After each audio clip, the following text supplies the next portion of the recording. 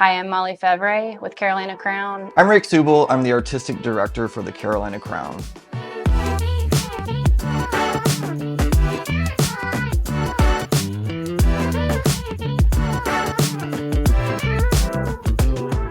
Right here, right now, as a concept, started from how precious it is to have that 15 minutes in front of an audience. I don't know. I know when I was a performer, the moment when you age out, if however long that's going to stay a thing, you knew you were done on this particular stage, and all the chances, every town you went to, felt loved doing this niche activity that we do, and it's very few places that you get to feel this special. So, we wanted to create a show where we could really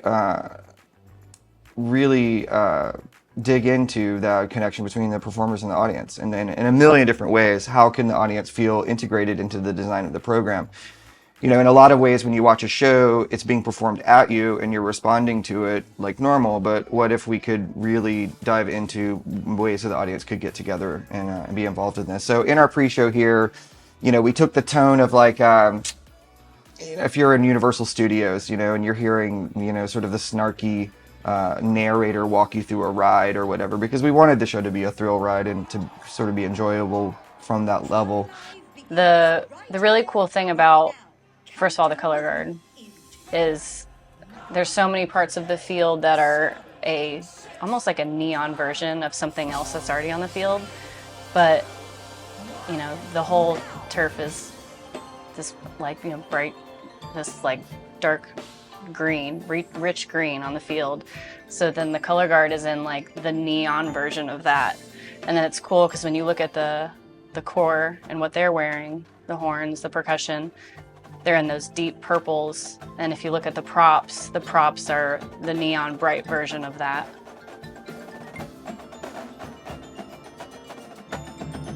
The print on here was kind of plays off the Part 2 silk that you just saw with the kind of lavenders and lighter tones, but then adding in the blues to really cool down the side 2, and with the connection of the fabrics on side 1, you really see like a warm side and a cooler side of the field. There's little light spectacles and things so that they kind of popped through with their white tops and just looked like a part of the fabric. I was really, really happy with how that turned out.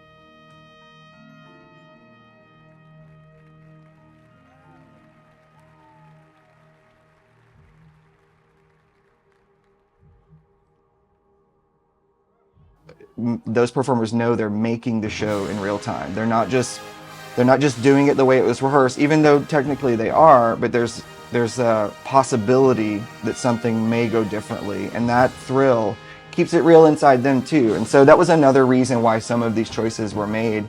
Like you're laying out fabric in a special particular shape, and it's 30-mile-an-hour winds in like Arkansas, and it's like, well, that's a live show. And so I think like as a concept, that was something also to explore. It's just the thrill of anything could happen tonight. And in the larger context of the performers, like I mentioned earlier, you get that show with 10,000 people and you get that show with 2,000 people, and just by the energy of the humans together sharing space, there's going to be something slightly different. But it really forced the performers and the core to step it up and to give that smaller crowd that 10,000 member crowd experience in terms of like energy, excitement, thrill, beauty, passion. All of those levels. This was you can start to see, since their sashes are gone, but the pant leg on the horns was almost like a fin, so you can really see it move as they march. All right, closer flag. Bringing out the pinks, connecting to the uniforms with the tips and the yellows. So what kind of started out as the silks at the beginning of the show being a piece of the horns, now it's reversed and it plays off the color guard uniforms here in the closer, getting warmer towards the pole. I always like to say, you know, begin with the end in mind. You know, I know that, you know, any great show for us with the Jeff Sacktick on the team allows us to really open up and fly. And, you know, the integration of all the things we used in the show as a tapestry, kind of littering and painting the field at the same time.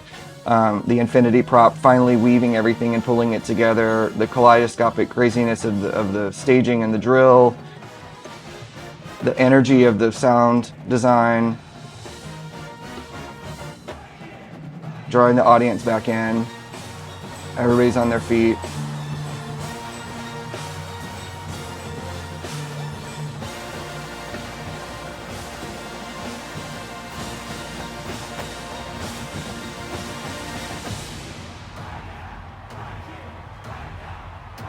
And just like that, you know, 10,165 people are connected in a moment that's done. And, you know, it'll live on video aplenty. But again, when you start a season and you hope the audiences, when they leave, are still jazzed about that thing they saw. And, you know, it's like, I was there when that happened kind of thing, is that the show left that much of a memorable, I mean, everybody strives for that great show and to be understood and to nail all other things and to, you know, leave an impression. But, you know, for that audience who went bananas that night for these performers, those people got to say I was there when it happened. And that's what Right Here, Right Now was all about.